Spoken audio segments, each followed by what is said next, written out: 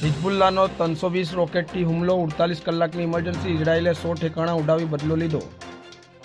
Lebanon સ્થિત આતંકવાદી જૂથ હિઝબુલ્લા અને ઇઝરાયેલ બંને એકબીજા સામે મોટે પાયે લશ્કરી કાર્યવાહીની જાહેરાત કરી છે। ઈરાન સમર્થિત જૂથ હિઝબુલ્લાના એક નિવેદન અનુસાર ઘણા વિસ્ફોટક ડ્રોન ઇઝરાયેલના મોટા સૈન્ય લક્ષ્યોને નિશાન બનાવીને લોન્ચ કર્યા છે। સ્થાનિક મીડિયાને ટાંકીને સમાચાર એજન્સી એએફપીએ જણાવ્યું હતું કે લેબનોનથી ઉત્તર ઇઝરાયેલમાં 320 જેટલા રોકેટ પણ છોડ્યા હતા, જેના જવાબમાં ઇઝરાયેલ સૈન્યએ પણ લેબનોનમાં તેના ટાર્ગેટ પર પ્રિએમ્પ્ટિવ સ્ટ્રાઇક શરૂ કરી છે। આઈડીએફે સોમવારે સવારે સ્ટ્રાઇક્સની ઘોષણા કરી હતી। જવાબી કાર્યવાહીમાં ઇઝરાયેલે હિઝબુલ્લાના 100થી વધુ ઠેકાણા પર તાબડતોડ હુમલો કર્યા અને કહ્યું કે હિઝબુલ્લા ઇઝરાયેલી પ્રદેશ પર મોટા પાયે હુમલાઓ માટે તૈયારીઓ કરી રહ્યો છે।